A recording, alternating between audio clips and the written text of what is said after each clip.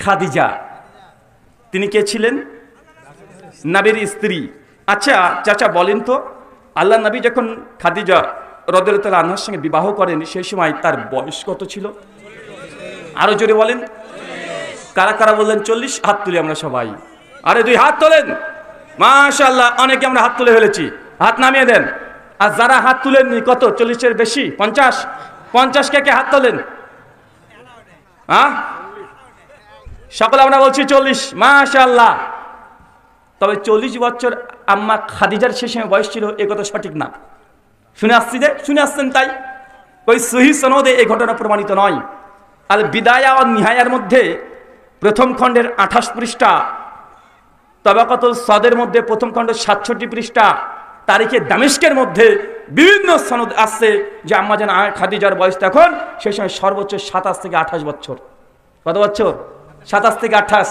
40 বছর আমরা এতদিন শুনে আসছি, তাই এটা সহিহ কোনো রেওয়াত দ্বারা প্রমাণিত নয়। সহিহ যে রেওয়াত সেটা হচ্ছে 27 থেকে 28। শাইখুল ইসলাম ইবনু তাইমিয়া রাহিমাহুল্লাহ সেই সময় 788 ওনার মৃত্যু, ওই সময়তে তিনি বলে গেছেন এই রেওয়াত সহিহ নয়, যে বয়সে আছে 40। চাচা বুঝতে পারলেন না ভাইজান? বুঝতে পারছেন কি? সেই সময় আম্মার বয়স কত ছিল? 27 থেকে 28। 40 বছর এটা কি? এটা হুজুররা বলছে, তাই এটা কোনো সহিভাবে প্রমাণিত নয়। এটা কি সম্ভব হতে পারে? জি হতে পারে। বাংলার মাটিতে এমন হাজার হাজার মিথ্যা ঘটনা প্রচলিত আছে, মানুষ এগুলো হাদিস মনে করছে, অথচ হাদিস না। 10টা দুনিয়ার এমন প্রাণী আছে যারা জান্নাতে যাবে। এই প্রাণীগুলোর নাম বলতে পারবেন কেউ? প্রশ্ন বুঝতে পেরেছেন? 10টায় এমন দুনিয়াতে প্রাণী আছে যে প্রাণীগুলো জান্নাতে যাবে। ব্যাং কে বলেছেন? হাত তোলেন। মাশাআল্লাহ। 1 2 গরু, আপনি বুরাক, আসবে কাহাবের কুত্তা, হ্যাঁ মৌমাছি, মাশাআল্লাহ। আর ময়ূর 6, আর বেড়াল 7, তারপর হরিণ, বাপ রে বাপ, চলেন 8 হয়ে গেছে। মাকড়সা, মাশাআল্লাহ। বকরি, ছাগল, সালেহ ইসলামের উটনি, এটা ভুলে গেছেন। 11 পিপিলিকা, 12। দেখেন গোটা দুনিয়ার প্রাণীর নাম বলতে শুরু করেছে, অথচ ঘটনা গোটাটাই মিথ্যা কথা।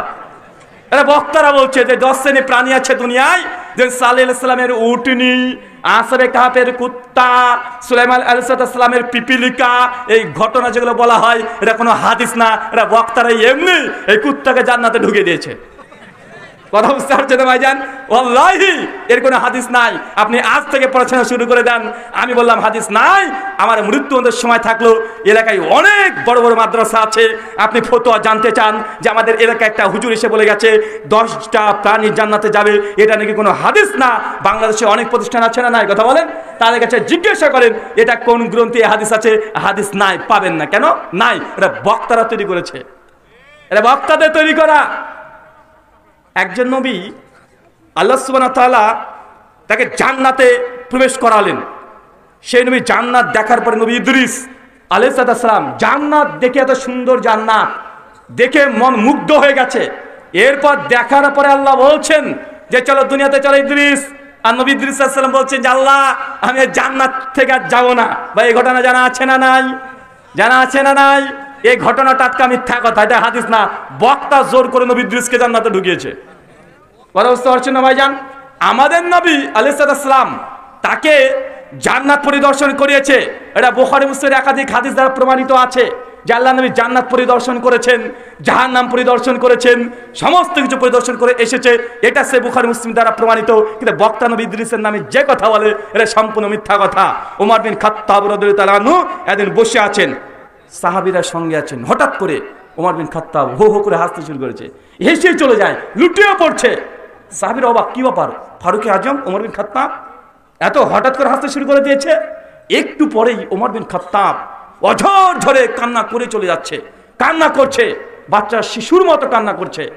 কান্না যখন শেষ হয়ে গেছে, সাহাবা রাদিয়াল্লাহু তাআলা আমরা জিজ্ঞেস করছে, ইয়া ওমর বিন খাত্তাব, ফারুক আজম, আপনি হঠাৎই দেখলাম আপনি হাসতে শুরু করলেন, আবার একটু পরে দেখলাম আপনি কান্না করতে শুরু করে দিলেন, কি ব্যাপার, কি হয়েছিল? ওমর বিন খাত্তাব রাদিয়াল্লাহু তাআলা আনহু তিনি তখন বলছেন যে আমাকে তুমি যখন হাসতে দেখলে, সেই সময়তে জাহিলি যুগের একটা ঘটনা আমার মাথায় চলে এসেছিল, মনে পড়ে গিয়েছিল। কি সেই ঘটনা?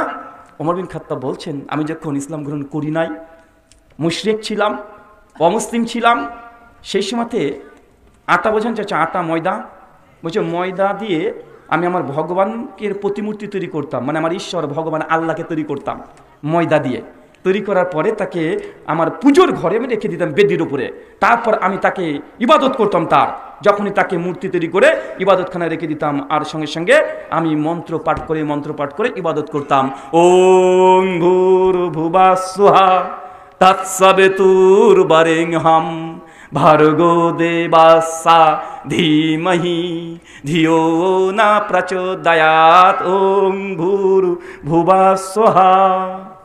এই মন্ত্র পাঠ করে আমি আমার ওই প্রতিমূর্তি, আমার ঈশ্বরের, আমি তাকে পুজো করতাম। তারপরে পুজো শেষ হয়ে গেলে পকেটে আমি রেখে দিতাম সবসময়। আর যখন আমার খিদা লাগতো আমি বের করে ভগবানকে চাবিয়ে চাবিয়ে খেয়ে নিতাম।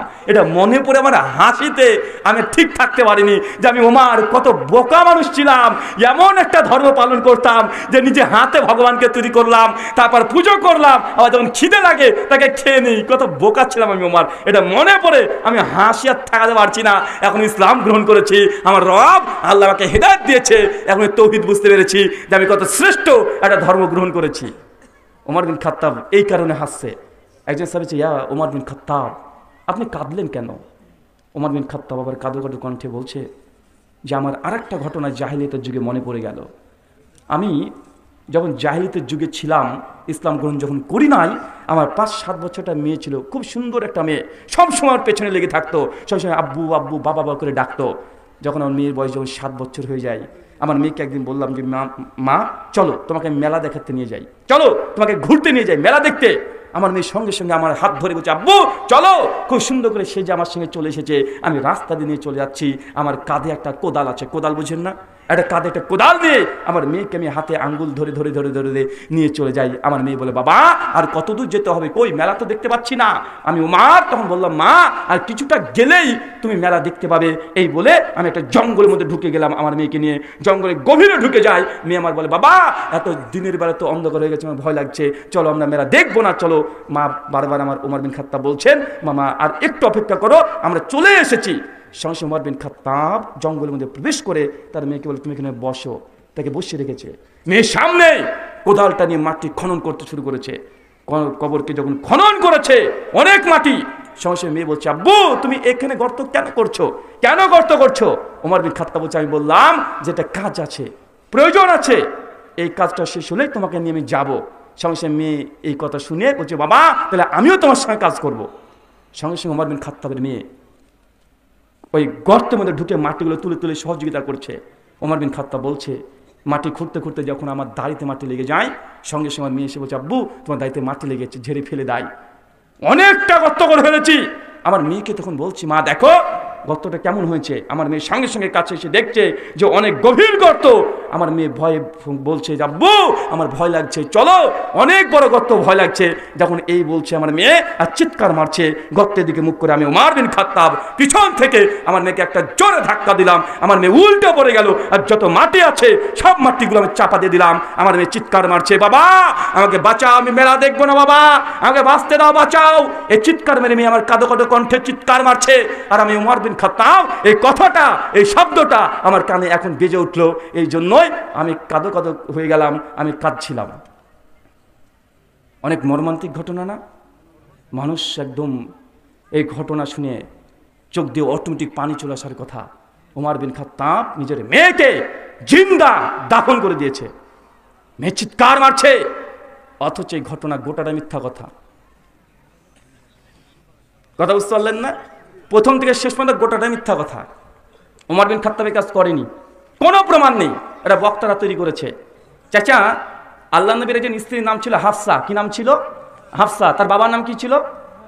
হযরত ওমর। তো ওমর যদি তার মেয়েকে যদি জীবন্ত কবর দিয়ে দেয়, তার মেয়ে হওয়ার কারণে যদি জীবন্ত কবর দিয়ে দেয়, তো হাফসা এটা নবীর স্ত্রী হয় কিভাবে? ওমর বিন খাত্তাব যখন ইসলাম গ্রহণ করে, একটা জয়ী সূত্রে ঘটনা পাওয়া যায়। ওমর বিন খাত্তাব তরবারি নিয়ে চলে যায় হাঁটতে হাঁটতে, সঙ্গে সঙ্গে মাঝপথে একজন বলছে, তুমি কোথায় যাচ্ছ? মোহাম্মদের গদ্দনুরাতে বলছে তুমি তোমার বাড়িটাকে সামলাও গা, দেখো তোমার বোন ফাতেমা আর তার স্বামী ইসলাম গ্রহণ করে নিয়েছে।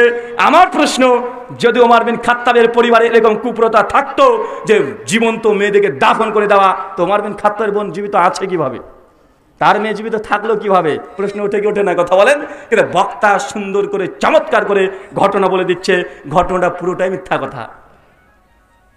আপনাকে এরকম যদি ঘটনা বলতে শুরু করে দিই, হাউমা করে আপনারা কাঁদবেন, এমন চমৎকার চমৎকার ঘটনা আছে। আর বক্তারা তো সুর দিয়ে আর রঙ্গচঙ্গ দিয়ে এমনভাবে বলে মানুষকে কাঁদিয়ে ছেড়ে দেয়, আছে না নাই? কথা বলেন। আপনারা অনেকে বলতে পারে ভাইজান ঘটনাগুলো তো ভালো, ঘটনা তো ভালো, কিন্তু এটা যে নবীর কথা না, এটা যে হাদিস না। আমরা এগুলো আপনাকে সতর্ক করার জন্য বললাম। এই জন্য আমার নবী আলাইহিস সালাম বলছেন, সে বুখারী কিতাবুল ইলমের 21 নম্বর পৃষ্ঠা হাদিস নম্বর 109, মান কাযযাবা আলাইয়া মুতাম্মাদান, কোন বক্তা যদি এমন কোন কথা বলে যে কথা, যে হাদিস আমি নবী বলি নাই, মাকাদু মিনান নার, তার থাকার জায়গা জাহান্নাম। কথা বুঝতে পারলেন না ভাইজান? আপনারা এটাকে গুনাহ মনে করেন না। চুরি করা গুনাহ, এটা পাপ হয়। আপনি যে ডাকাতি করেন এটা গুনাহ, সুদ খাওয়া এটাও গুনাহ, কিন্তু নবীর নামে মিথ্যা কথা বলা এর চাইতে 100 গুণ বেশি বড় গুনাহ। কেন? কারণ নবীর নামে একটা যদি কথা বলে দেন এটা শরীয়ত।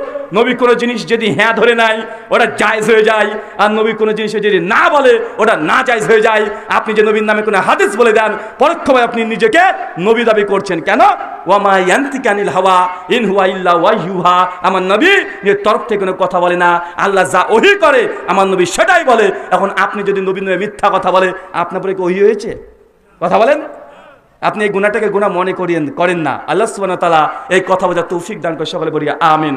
আম্মা জানা খাদিজা রাদিয়াল্লাহু তাআলা আনহার প্রসঙ্গে আসছে হাদিসে যে তাকে জান্নাতে আল্লাহ সুবহানাহু ওয়া তাআলা আগে থেকেই ঘর দিয়ে সংবাদ দিয়ে দিয়েছেন। সহিহ বুখারী হাদিস না 3820, আল্লাহ নবী দাঁড়িয়ে আছেন, আবু হুরায়রা বলছেন হঠাৎই ফেরেশতা জিবরিল আল্লাহ নবীর কাছে এসেছেন, এসে বলছে আল্লাহ ইয়া রাসূলুল্লাহ দেখেন দেখেন খাদিজা হেঁটে হেঁটে আসছে, হাতে একটা পাত্র আছে। খাদিজা যখন আপনার কাছে আসবে আপনি খাদিজাকে বলেন আল্লাহ খাদিজাকে সালাম দিয়েছে।